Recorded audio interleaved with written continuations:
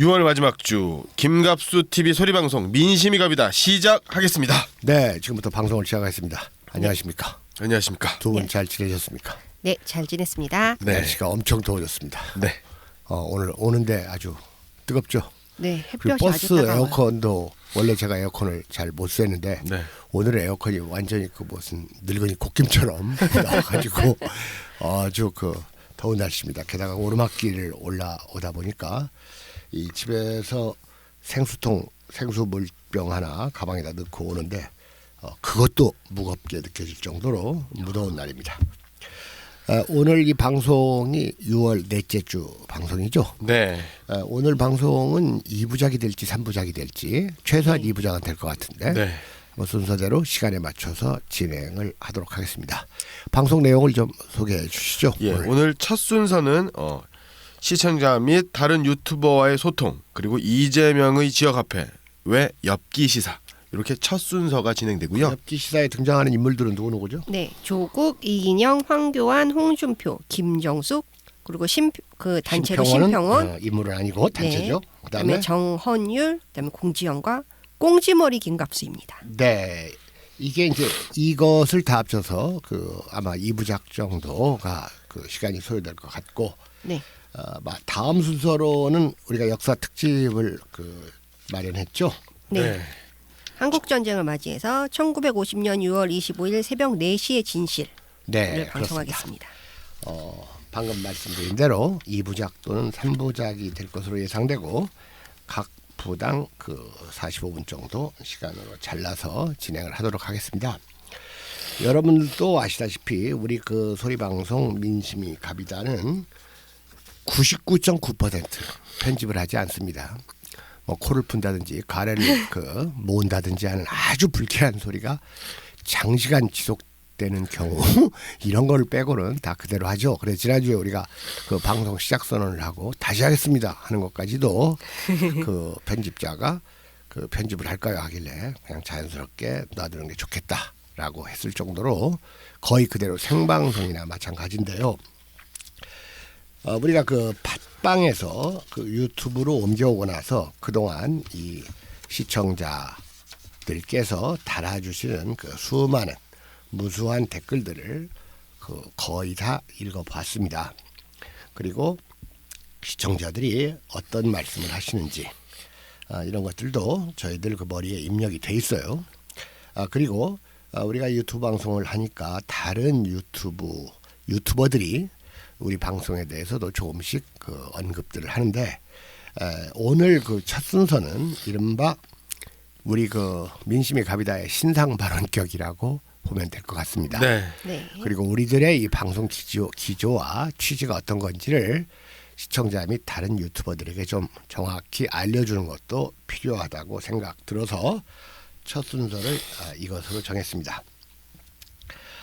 먼저 그동안 시청자들께서 달아주시는 댓글들을 좀 검토해본 결과 우리 방송에 대해서 95% 이상이 지지와 격려를 보내고 있는 건 틀림없는 사실입니다. 네. 여러분들이 직접 확인해 보시면 알겠지만 그러나 일부 우리 방송을 심하게 반대하는 발언도 있고 심지어는 우리 방송을 모함하는 방송도 있고 네. 오해하는 방송도 있어요. 예. 모함하거나 모해하는 댓글은 우리가 지워버립니다. 지워버리고 그게 계속될 경우에는 우리 방송에 접근하지 못하도록 차단 조치를 취합니다. 이런 권한이 우리한테 있어요. 예. 그리고 비방하는 댓글 중에서 어떤 식의 비방도 웬만하면 감수를 하는데 이른바 인륜에 관계된 거. 네. 여러분도 알다시피 우리 조선시대에는 기로소라는 게 있어가지고 70 먹은 노인들이 네. 들어가는 모임으로서 아주 영예스럽고 영광스러운 자리로 생각해서 조선시대 임금도 나이가 아직 안 됐는데도 거기에 들어가고 싶어가지고 들어가려다가 이게 퇴짜를 맞는 예. 우리의 전통적인 미풍양속이자 인륜과 관련되는 이런 거죠. 그런데 제가 보기에는 똥파리들로 추정되는 이 댓글 쓰는 사람들 중에서 우리 방송에서 방송하는 사람을 무슨 뭐 나이가 많다든지 또는 늙은이라든지 예. 저를 두고 하는 말인데 그 똥파리들이 좋아하는 문재인보다 제 나이가 많지 않습니다. 그래서 그런 그 인륜과 관계되는 도저히 상대하기가 어려운 댓글들 이런 건 그 응징 차단 조치를 취한다는 것을 알려주기 바랍니다. 왜냐하면 사실, 같이 있기가 네. 싫어요. 같은 공간에. 그렇죠? 악질은 상대할 수 있어도 저질은 상대하기가 좀 힘듭니다. 바로 그렇습니다. 예. 그런 점들을 좀 유념들을 해주시면서 우리 방송에 대해서 몇 가지를 좀 말씀을 드리겠습니다. 네. 먼저 그 우리 방송의 그 3비 원칙 중에는 세속 대주계의 비영합의 원칙이 있죠. 그래서 우리 방송을 아껴주시는 분들에 대해서는 우리 방송이 좀 저변 확대를 할 수 있는 방안을 얘기하는데 그 방안을 얘기한다는 것이 고작 더 유치하게 하고 더 천박하게 하고 더 단순하게 하라는 식의 조언은 일절 사양한다는 점을 알려드리겠습니다. 예. 뭐 방송 시간을 5분 10분으로 끊으면 조회수가 높아진다는 등 그런 바보 같은 얘기들 그런 것들은 우리가 일체 받아들이지 않습니다. 예. 네. 그리고 이런 문제도 그렇습니다. 세속 대중의 이제 그 영합하지 않는 원칙 이것은 우리의 어떤 그 방송의 기조와도 관련되는 건데요. 예컨대 그 저도 모르고 있었는데 우리 그 시청자 가운데 한 분 아산에 사시는 이제 이몽준 선생님인데 그분이 댓글로 그 꽁주머리 김갑수 있죠. 저랑 이름이 같은. 네. 네. 그 꽁주머리 김갑수가 방송에서 우리들에 대해서 언급을 하는 것을 들으려고 해서 들은 게 아니라 방송이 자다가 들었는데 우리 방송이 끝나고 자동 연결되다가 깨서 우리 방송 얘기를 해서 들었는데 별로 썩 좋은 얘기는 아니다. 이걸 좀 알려줘 가지고 저도 한번 그 부분을 좀 찾아서 들었어요. 그래서 이런 거에 대해서는 우리들의 좀 일단 1차적인 그 설명이 좀 있어야 될 것 같다는 생각이 들어요. 예전에 우리가 국외 답사를 하는데 네. 어떤 그 젊은 여성분이에요. 네. 보건소에 근무하시는 분인데 그분이 그 아버지를 모시고 같이 왔어요. 그때 보니까 아버지께서 교육직 공무원인데 원래는 그 철도 노조 활동을 하시다가 네. 거기서 노조 활동으로 쉽게 얘기하면 잘렸어요. 예. 잘려가지고 트럭 운전을 하다가 교통사고를 당해서 이번에는 또 이제 다리가 한쪽이 이상이 생겨가지고 이제 절단하지 않으면 안 되는 장애자가 됐습니다. 네. 그러니까 그 장애자 아버지가 여행을 간다고 하니까 딸이 걱정이 되니까 그 정식 휴가를 내 가지고 따라왔어요. 예. 근데 그분도 대단한 분이에요. 그렇게 다리가 잘리고 나서 다시 완쾌를 하고 공부를 해서 교육직 공무원이 돼 가지고 예. 초등학교에 근무하는 분이에요. 대단하시네요. 아마 지금 이 방송을 듣고 계실지도 모르겠습니다. 근데 이제 그분 따님이 우리 여행 한번 와보고는 그 다음에는 아버지 혼자 이제 가셔도 되겠다 이런 말씀을 하면서 자기 아버지가 그 김갑수 팟캐스트를 자꾸 듣는데 자기로서는 도저히 이해할 수 없었다 그거예요. 예. 어떻게 우리 아버지가 그런 사람 방송을 듣나? 그런 사람 방송? 네. 예. 그래서 우리 아버지가 좋아하는 방송이 뭔가 하고 봤더니 안심을 했다 그거예요. 왜냐하면 자기는 꽁지머리 김갑수인 줄 알고 어떻게 그런 사람 방송을 듣나 예. 그랬던 적이 있습니다. 이른바 구별을 하기 위해서 제가 꽁지머리라는 말을 붙입니다. 꽁머 김갑수 씨가 우리 방송에 대해서 이제 몇 가지를 얘기한 것 같아요. 사실 꽁머는 이 다른 문바들에 비해서는 비교적 상식도 있고 명료한 언어 구사도 되고 덜 천박한 건 사실입니다. 예. 아주 구체적으로 얘기하면 김어준보다는 고질이고 예. 김영민보다는 날카롭고 유시민보다는 공공성이 있어요. 예. 네. 그렇기 때문에 이번 이재명 지사 사건에도 이 공정한 노선을 취했는데 예. 그 방송 내용을 들어보니까 이제는 그걸로는 안 되겠다는 판단이 들었던 모양이에요. 그래서 방송 중에 뭐 박원순이나 그 다음에 이낙연이나 이재명이나 다 똑같은 사람들이고 우리가 이 민주정권의 유지를 위해서 지지한다는 식으로 그런 걸 특정 세력과의 타협이라고 하는 겁니다. 네. 다시 말해서 특정 세력과의 타협이자 이건 세속대중의 영합을 노린 거예요. 네. 민주당과 관련된 많은 정치인들을 한꺼번에 지지해야 정치자가 많이 확보되는 게 사실이죠.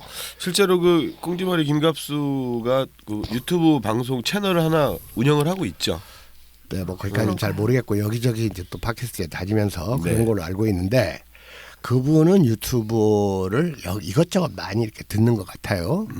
근데 저는 말씀을 드리자면 다른 유튜브 방송을 거의 안 듣습니다.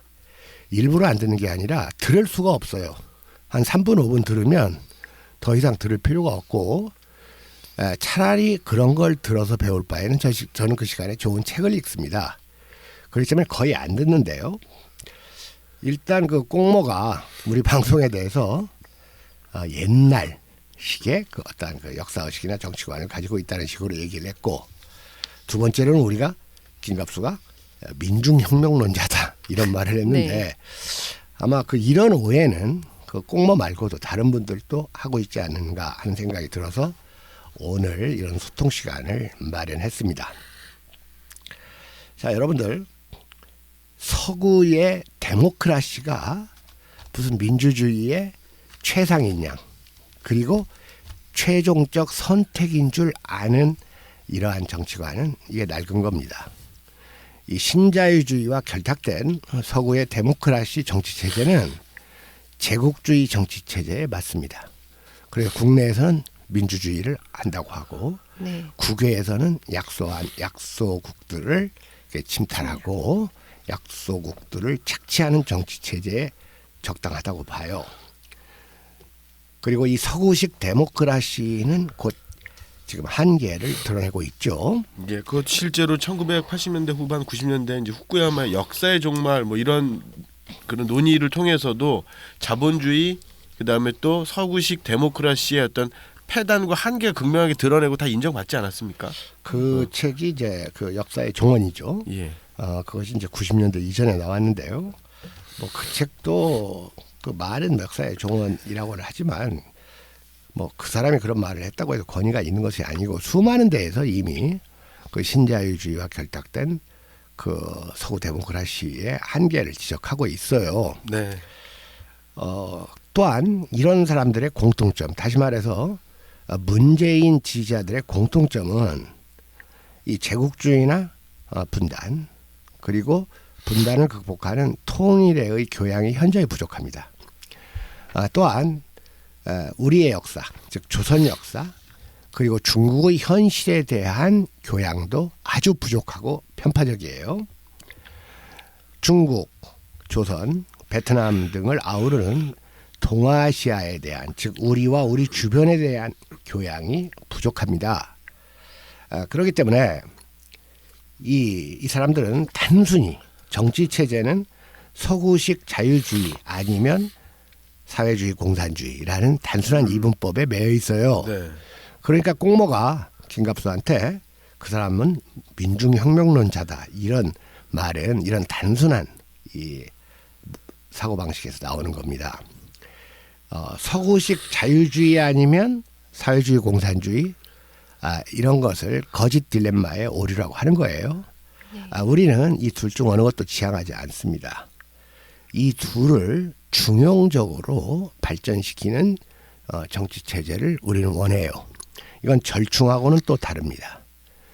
그리고 동시에 이런 것들이 중용적으로 통합되면서 우리의 전통과 결부되지 않으면 우리에 맞는 이 정치 체제를 선택할 수가 없습니다. 그리고 이런 것은 지금 새로운 역사의 최신 경향들이에요. 어느 것이 옛 것이고 어느 것이 새 것인 줄을 모르고 옛 것을 고수하는 서구식 자유주의자들이 우리의 방송에다 대고 함부로 옛것 논하는 것은 정말 이건 이 주객이 도취됐다고 말해야 되나 아니면 그 어불성설이라고 해야 되나 하는 느낌을 좀 받았습니다.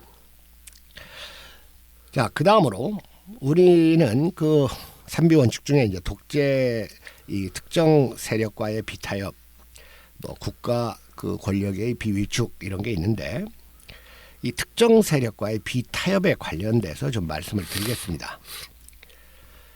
어떤 세력을 어떤 정치 집단을 지지하는데 저의 판단은 65% 정확하게 말하면 66%까지가 최고치의 지지입니다.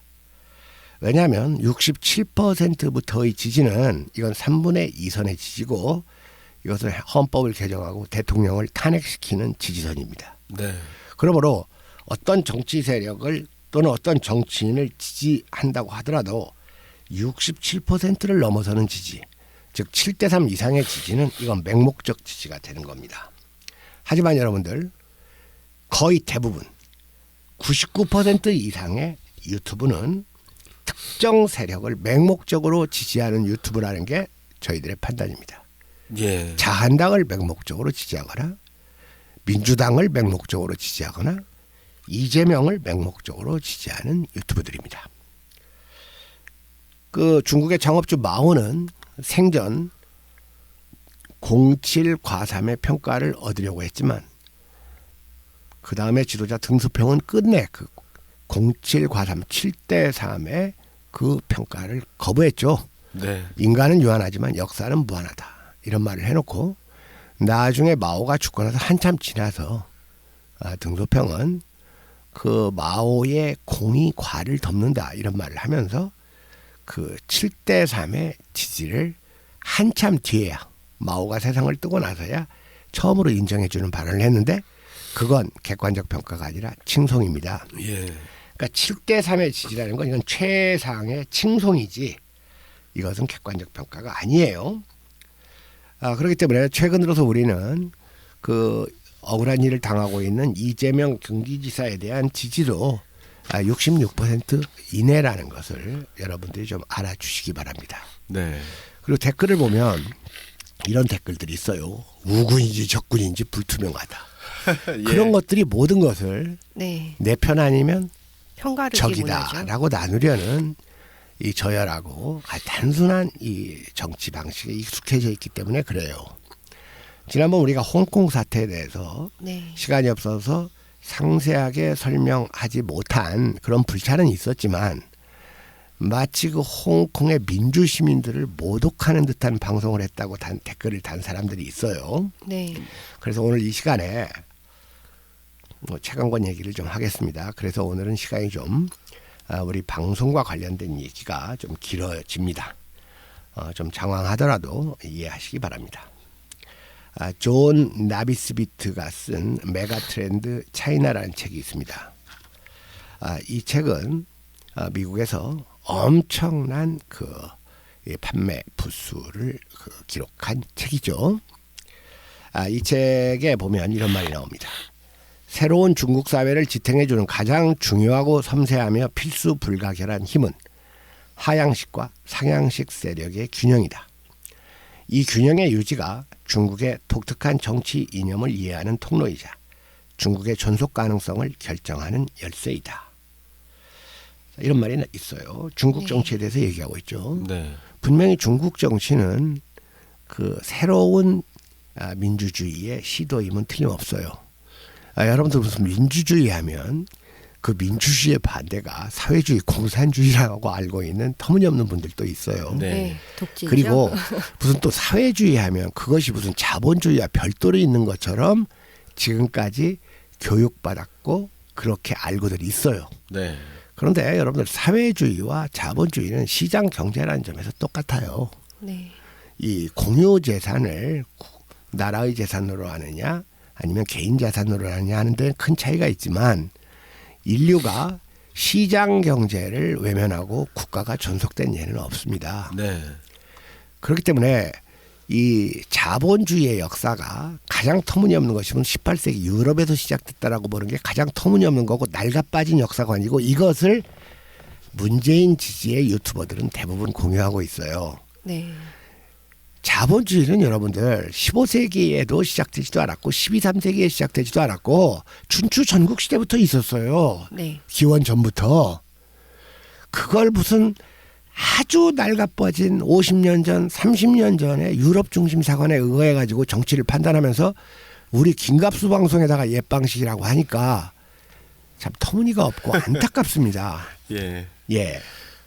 자, 여러분들 링컨의 게티즈버그 연설에 나오는 표현을 알 겁니다. 네. 게티즈버그죠. 인민에 의한 인민을 위한 정치. 네. 자, 이 말은 서구식 민주주의, 즉 데모크라시의 성격을 규정하는 최고의 금원으로 우리가 교육받았고 지금도 회자되고 있어요. 네. 그런데 과연 지금 미국과 영국에서 인민을 위한 정치가 실현되고 있습니까? 만약 그렇지 않다면 이 말은 미사여구에 불과할 뿐입니다. 네. 자, 여러분들 서구식 민주주의는 선거 민주주의입니다. 선거는 다수결의 논리죠. 네. 투표에 의한 다수결로 만사를 결정하는 제도예요. 그러니까 이 사람들은 다수결을 신성시하니까 다수결을 결정하는 선거 자체도 신성시해요. 선거 자체를. 네. 그래가지고 무슨 4대 무슨 선거법이 아니면 큰일 나는 줄 알아요. 그러니까 다수결을 신성시하다 보니까 그 유시민 선수 같은 사람들이 다수결을 결정하면 우리나라는 미국의 쉬운 한 번째 주가 되어도 좋다 이런 바보 같은 말을 하는데 이게 다 낡아빠진 말이라 그겁니다. 근데 이 낡아빠진 것들이 우리한테 낡았다고 하는 게 이게 특이한 현상이 아니에요. 역사 이래로 이래왔어요. 예. 사실. 자, 여러분들 1840년 2월 영국 의회에서 중국과의 아편전쟁을 결정한 것도 다수결이었어요. 네. 그 아편전쟁이 얼마나 부도덕하고 정말 비인간적인 전쟁이었는지 얼마나 강도들의 전쟁이었는지는 이 자리에서 뭐 따로 설명은 안 하겠습니다. 묵자가 얘기했던 대로 사람 하나를 죽이면 큰 죄인이 되지만 사람을 10,000명 10만 명 죽이면 영웅이 된다는 말이 있듯이 아편전쟁이 그런 전쟁 아닙니까? 네. 네. 그리고 이 아편전쟁에서의 표결도 찬성 271표 반대 262표의 근소한 차이였어요. 자, 그러자 이 선거에서 패한 보수당 대표 글래드스턴이 한 말입니다. 자, 그러면 선거에서 패했다는 것은 이 투표에서 네. 아편전쟁에 반대했단 말이죠. 반대했죠. 네. 반대했는데 무슨 당입니까? 보수당이에요. 그러면 이른바 자유주의 세력이 아편전쟁을 추진했다는 말이 되는 거예요. 네. 예. 여러분 미국에서도 전쟁을 일으키는 건 대부분 민주당이에요. 이걸 수습하는 것은 공화당입니다. 물론 공화당에도 우리식의 태극기, 성조기 부대가 많지만 일부의 공화당 지지자들은 그 미국의 그럴듯한 미국식의 어떤 정신이 있다면 그걸 유지하고 있는 것은 또 공화당 사람들이에요. 그러자 이 글래드스턴이 이다지도 부정한 전쟁, 이다지도 영속적으로 불명예가 될 전쟁을 나는 아직껏 알지 못하고 또 읽은 적도 없다 이런 말도 했는데 이것도 사실은 이 당시에 영국의 보수당이 아편전쟁에 반대한 이유는 50% 이상이 아편전쟁에서 청나라 건드렸다가 영국이 망신당할까 봐 걱정해가지고 반대했던 거예요. 아, 예. 자, 여러분들 미국이 본격적인 제국주의로 치닫기 시작한 것은 1898년 스페인 전쟁부터입니다. 네.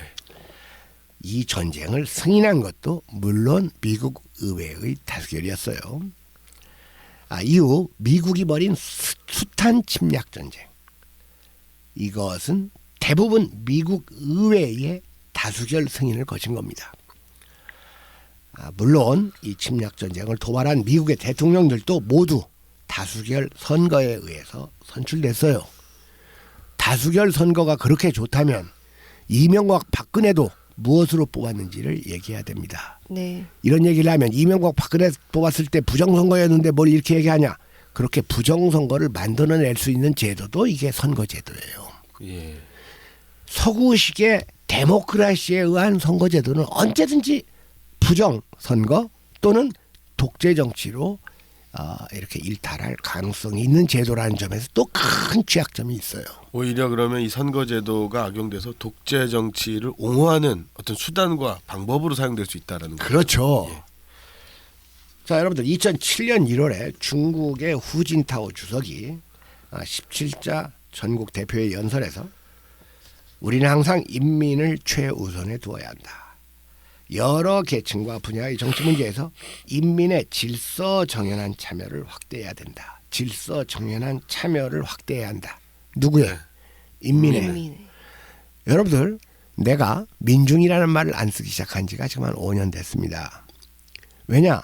저는 민중이라는 말을 적절한 역사적 용어라고 생각을 안 해요. 그건 거기에는 계급 개념이 있다 그겁니다. 그리고 조선 왕조실록에도 민중이라는 말은 아주 몇십 번밖에 안 나와요. 국민이라는 말도 몇십 번밖에 안 나와요. 꼭 공부가 안 된 사람들이 무슨 국민은 황국신민의 줄임말이다 가지고 역사를 함부로 재단을 내요. 네. 국민이라는 말도 썼고 민중이라는 말도 조선시대 썼어요. 근데 그게 다 보통 명사입니다. 나라의 백성이니까 국민이고 인민, 대중이니까 그냥 민중이라고 썼죠. 그걸 계급용어로나 또는 이런 파심용어로 쓴 건 아니에요. 그러나 백성과 인민이라는 말은 무수히 나옵니다. 수천 번. 그렇기 때문에 민중이라는 말은 오히려 이것이 새롭게 유행된 것은 일본인 공산주의자에 의해서 유행된 말이에요. 네. 그리고 지금 민중이라는 말은 일본에서도 안 쓰고 중국에서도 안 써요. 북에서도 안 씁니다. 남 계급주의자들이 주로 써요. 네. 물론 전두환도 썼어요. 전두환 시대에 파출소에다가 민중의 집합이라고 써놨었죠. 지금도 쓰고 있죠. 자, 이런 민중이라는 말도 안 쓰는 김갑수한테 민중혁명을 주장한다. 이런 건 이게 얼마나 심각한 사상몰이로 비화될 수 있는지를 헤아릴 수 있는 능력이 꽁지머리한테는 없다 그겁니다. 저는 그런 생각이 들어요. 네. 자, 여러분 인민의 질서 정연한 참여를 확대해야 한다. 서구의 민주주의가 수평적 민주주의라면 중국이나 베트남의 민주주의는 수직적 민주주의라고 할 수 있는 거예요. 예. 수직에는 당연히 오르는 상향과 내리는 하향이 함께 있어야 합니다. 네. 신중국의 창업주 마오쩌둥의 시대까지는 그리고 베트남에서 호치민의 시대까지는 하향식 민주주의였다면 덩샤오핑 이래 그리고 지금 베트남의 그 민주주의도 상향식 민주주의를 확장하려고 나름 노력을 하고 있습니다. 네. 그러니까 결국 그들이 지향하는 것은 하향식과 상향식이 조화를 이루는 수직적 민주주의예요. 네.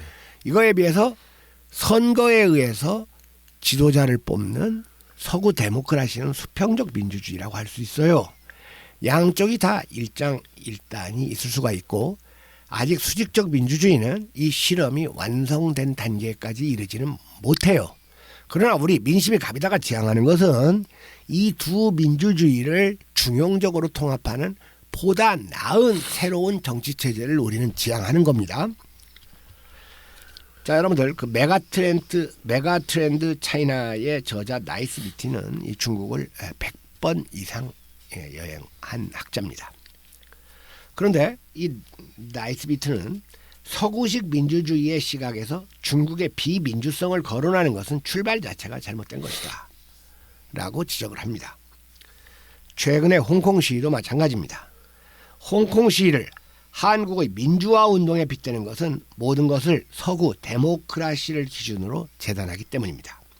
무엇보다도 오늘의 홍콩 사태는 인류 역사상 가장 부도덕한 동기에서 비롯된 아편전장의 연장선상에서 보는 역사적 안목이 필요합니다.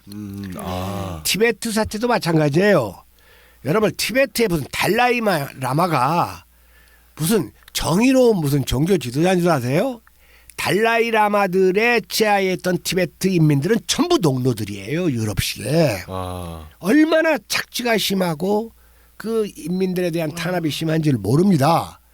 그리고 이 티베트는 중국의 번국으로서 있다가 청나라 때에 중국에 속했고 티베트를 중국의 정식 편제에 속하고 거기다가 한족들을 투입해가지고 티베트 사람들과 한족 사람들이 융화를 이루고 있고 티베트 사람들의 중국 지배로 인해서 자유와 권리가 확대되고 무엇보다 경제적 생활이 엄청 나아졌어요.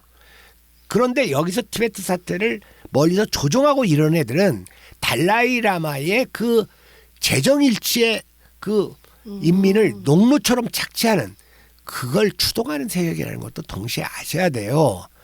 일방적으로 중국이 옳거나 달라이라마가 옳거나 이런 말은 7대3 정도로는 할 수가 있지만 무조건 무슨 중국에서 시위가 일어나면 무슨 서구 데모크라시의 기준으로 재단하는 이 문재인을 지지하는 유튜버들의 이 역사 인식이나 이 세계적 교양이 심각하게 낡아 빠졌다 그겁니다. 우리가 보기에. 네. 2008년 중국의 그 원자바오 총리가 전국 인민대표회의 간부에 의해서 링컨의 게티즈버그 연설을 약간 수정해서 말을 합니다. 뭐라고 하냐? 정부는 인민을 위한 인민에게 책임을 지는 기관이다. 바로 이게 동아시아의 전통적인 정치관입니다. 우리가 과거의 것을 갖다가 재생하자는 뜻이 아니에요. 과거의 것을 새롭게 현대에 맞게 창조하자는 법고창신, 온고지신의 새로운 정치제도를 모색하고 실험할 때가 지났다 그겁니다. 예. 서구식 민주주의는 아까 얘기했던 대로 선거 민주주의라면 중국식 민주주의는 책임 민주주의라고 할 수가 있습니다. 그리고 이것은 동아시아의 전통적인 정치 사상인 민유방본을 구현하는 방법론입니다. 예.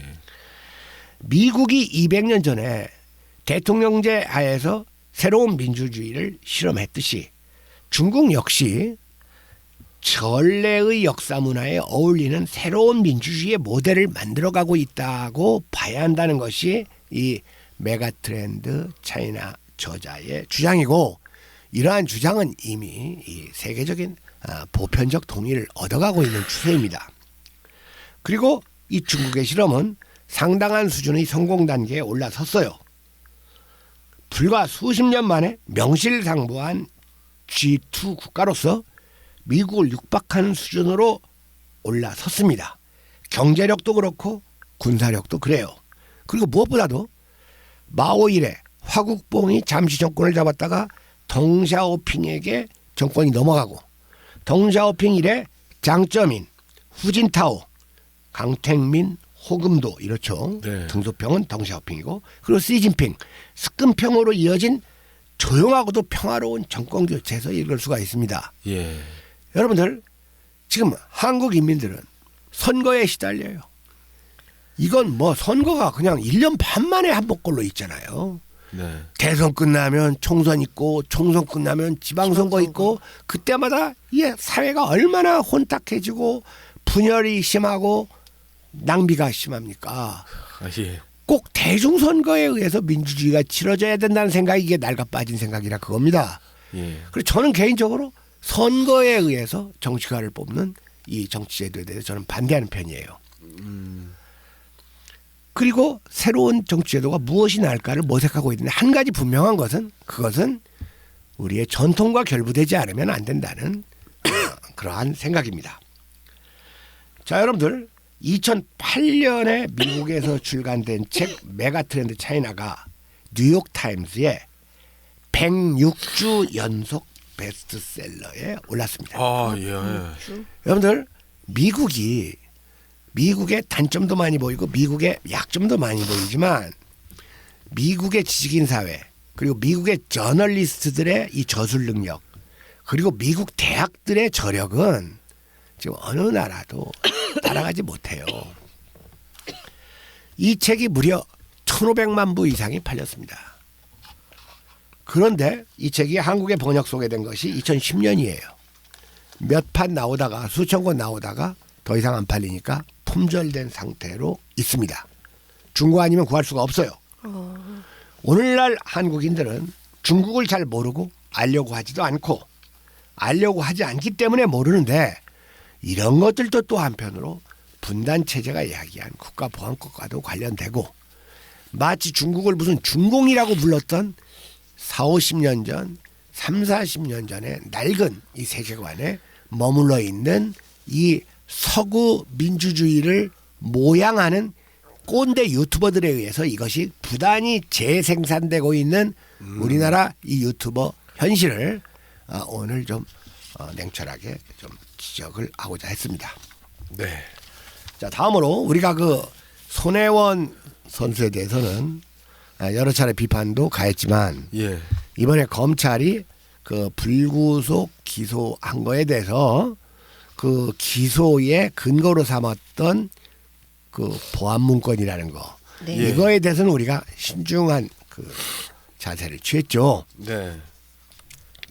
그러니까 일부 시청자들은 언제는 손혜원 비판하더니 그 보안 문건은 또 예, 검찰이 무리한 것 같다 이런 식으로 얘기하니까 헛갈리는 모양이에요 이 사람들은. 네.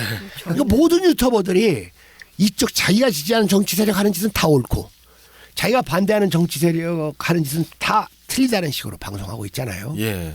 이건 뭐 예외가 없어요. 유시민 그렇고 김용민 그렇고 그다음에 김어준 그렇고 특히 김어준은 더 심하죠. 네. 근데 이제 이 대열에 꽁지머리 김갑수도 이제 참여하겠다는 식으로 지난번 방송에서 얘기를 했어요. 우리는 사안별 비판입니다. 네. 사안별 비판이고 우리는 51% 정도 민주당을 지지하고 49% 정도는 민주당을 비판하는 세력이라는 점을 아셔야 됩니다. 자한당에 대해서는 한 66% 정도 비판합니다. 예. 그러다 보니까 우리의 비판 대상에는 자한당도 있고 민주당도 있죠. 네. 억울한 일을 당하거나 너무 약한 세력, 예컨대 민중당 같은 데는 잘못하는 게 있어도 비판을 좀 안 하려고 노력을 합니다. 그리고 사실 정의당 같은 당도 비판받아야 할 소지가 너무 많은데 그들이 저질렀던 일들을 다시 되새겨서 말하기도 그렇고 유심히 보고 있습니다. 정책적으로만 보면 민중당에 대해서 찬성할 거리가 가장 많고 그 다음은 정의당이고 그 다음은 민주당이고 그 다음은 뭐 민평당이나 바미당 그리고 이제 자한당인데 그런 점들을 좀 헤아려 주셔야 돼요. 자, 여러분들 손혜원에 대해서도 네. 제가 이제 홍콩 사태에 대해서 얘기를 했지만 일단 이런 의견들이 있어요. 손혜원이 국회의원으로서 무리를 한 건 사실이지만 이게 무슨 목포의 도시 재생 사업을 위해서 도움이 되고 목포 시민들에게는 혜택이 된다는 식의 예. 이 근시안적인 안목을 갖고 있는 우리 시청자가 있어서 하는 말입니다. 일종의 도시 개발이라는 거죠. 그렇죠. 이게 도시 재생 사업인데요. 네. 사실 이것은 이미 우리나라에서 토건 사업이 되어버렸어요. 투기꾼의 자본을 몰고 와서 조용하던 동네를 관광지로 만들고 있지 않습니까? 최대한 비싼 값에 부동산을 매도하거나 높은 임대료를 받게 해주는 것.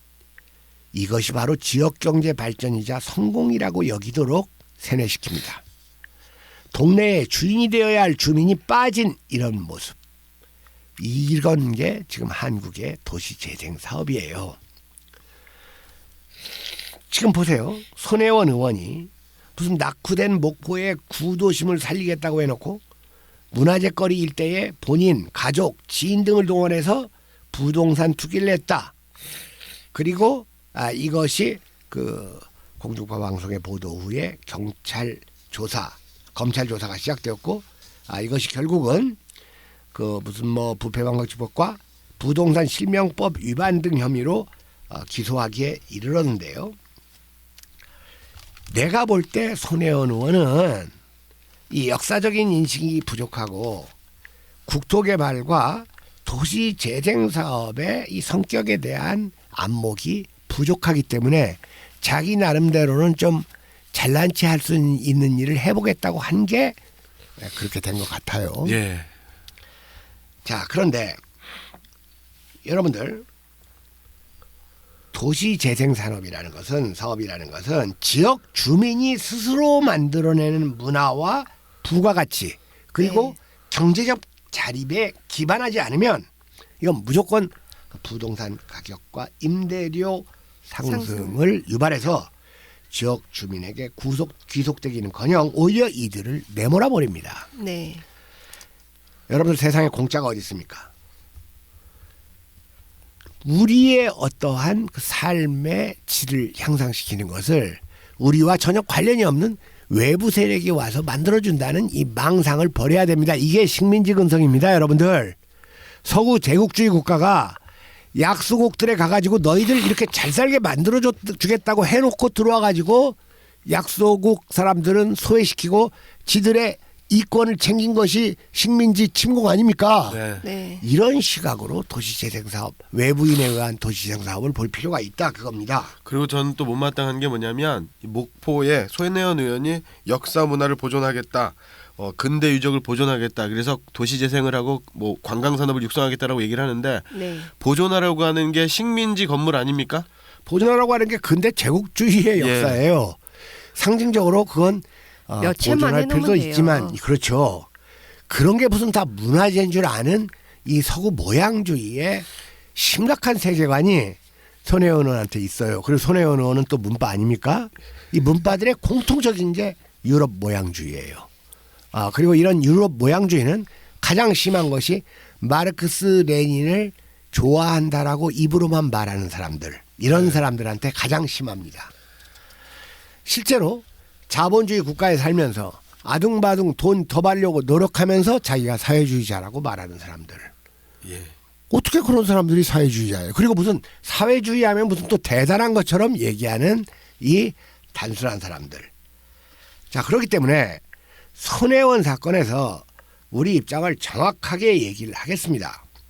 일단 손혜원 의원 사건은 법원 판결이 유무죄를 확정할 겁니다. 네. 그러나 법원 판결이 유죄로 나오면 그는 법을 어긴 것이지만 무죄가 나왔다고 해서 손혜원을 도덕적으로 비판해서는 안 된다는 생각은 잘못이에요. 네. 법률적 판단과 도덕적 판단을 해야 됩니다. 분명한 것은 손혜원 의원이 투기를 했다는 사실. 네. 이것이 위법적으로 투기를 했는지는 법원이 가릴 사실입니다. 두 번째로 손혜원 의원은 과연 일반인에게 단 한 번도 공개된 적이 없는 자료를 취득했는가? 이거에 대해서는 우리가 신중한 그 입장을 취했고 더 알아보니까 이 손혜원 의원이 취득한 자료는 사실 그 전에 며칠 전에 많은 사람들에게 공개된 자료라는 것이 드러나고 있어요. 그러니까 네. 결국 우리의 판단이 옳았지 않습니까? 네. 그런데 뭐 지난번에는 손혜원이 욕하더니 왜 이제 와서는 또 손혜원이 두둔하냐, 이런 바보 같은 말들을 하지 말라 그겁니다. 이 검찰이 보안 자료라고 부르는 것이 뭐냐면 도시재생 전략기획안인데 이 자료는 이미 손혜원이 입수하기 전인 2017년 5월 11일에 주민들에게 공개가 된 자료고 이것이 무슨 또 확정된 자료도 아니에요. 이걸 가지고 정부에 건의를 해가지고 정부가 승인을 해야 되는 겁니다. 그 다음에 절대 또 우리가 이런 식으로 얘기한다고 해서 마치 무슨 손혜원 의원이 법원에서 무죄 판결을 받으면 손혜원을 비판할 수 없다. 그렇지 않습니다. 우리가 일반인의 어떠한 행동에 대해서는 그 도덕적 행위를 문제 삼는 데에는 신중해야 되겠지만 국회의원이라는 공인, 대통령 부인의 친구라는 이러한 입장에서 볼 때 손혜원 의원이 국회의원으로서의 본분을 일탈하고 투기적 행위를 했다는 것은 도덕적으로 비판받을 소지가 큰 겁니다. 네. 단순하게 이런 생각들을 좀 하지를 마시기 바랍니다. 그러면 그 문서가 보안 문서였다라는 거는 어느 한동안 기획 단계에서는 보안일 수는 있으나 어느 순간서부터는 공개가 됐는데 손혜원이 본 그 시점은 공개가 된 이후의 시점이라는 그렇습니다. 거죠. 네네. 다음 김재동 그 고액 강사료 건입니다. 네. 김재동이 1,500만 원을 받았건 2,000만 원을 받았건 그건 김대중이 제동이? 김대중이 아니고 김재동이 예. 법을 어겼다고는 판단하지 않아요. 저는. 네. 오히려 김재동한테 고액의 강사료를 준 지방자치단체가 규율을 어겼겠죠. 네. 예. 네, 그렇게 볼 수는 있어요. 그럼에도 불구하고 우리가 김재동을 비판하는 것은 이런 것도 우리 청취자들이 좀 잘 헤아려 주셔야 되겠어요. 김제동은 2018년 11월에 경북 예천 90분 강의에 1,500만 원. 2017년 4월과 11월에 충남 아산 우리가 지난주에 문제 삼았던 복기왕한테 예. 총 210분에 2,700만 원. 2017년 11월 경기 김포 90분에 1,300만 원. 2017년 12월에 서울 동작구 100분에 1,300만 원을 받았는데 이때 김제동에게 고액의 강사료를 지급한 지방자치단체장들이 대부분 다 문파 정치인들이라는 특징이 네. 있습니다. 그리고 지난주에도 얘기했듯이 이런 것들이 국민의 세금으로 조성된 돈이에요. 김제동이 줄선 사람이 만약에 문재인이 아니라 홍준표나 유승민이었다면 재정난에 시달리는 가난한 지자체가 김제동에게 이런 돈을 줬겠어요? 연예인 가운데 예. 연예인은 연예인으로서 머물게 해야 돼요. 무슨 개그하다가 국회의원하고 바둑 두다가 국회의원하고 연기하다가 국회의원하고 이런 게 바로 서구식 데모크라시의 단점입니다. 자, 그런데 여러분들 김제동이가 지금 받은 강사료는 대학 이른바 겸임교수라고 하는 사람들, 네. 시간 강사라고 하는 사람들의 1년 연봉을 웃드는 고액 강사료니까 이것이 인민들의 그 감정과 매우 동떨어져 있는 건 사실입니다. 네, 박탈감을 느끼죠. 네, 사실 이만한 돈을 사기업에서 줬다고 해도 기분 좋을 리는 없어요. 무슨 삼성에서 이건희 생일 파티 할 때 뭐 가수들을 불러가지고 1,000만 원을 주건 2,000만 원을 주건 아주 오래전 시점으로 3,000만 원을 주겠다고 하는데도 안 간 가수가 있어요. 네. 나자 후자 나후자. 자주다. 이제 그런 것들에 대해서 우리는 나훈아의 행위는 의롭게 보는 거고 거기에 팔려가는 그 연예인들을 우리가 비판할 수는 없어요. 뭐 비판해도 그만이지만 그들이 하고 김제동의 경우는 다르다 그겁니다. 네. 근데 여러분 막말로 김제동이 무슨 강연을 합니까? 김제동이 강연이 들을만 한 겁니까? 이 점을 우리는 얘기하고 싶어요. 그리고 김제동 동 따라서 연예인 가운데 문파 기질이 심한 연예인으로서 여자 연예인 개그맨 출신 또 김미화도 있습니다. 김미화도 8,900씩을 받아요. 네.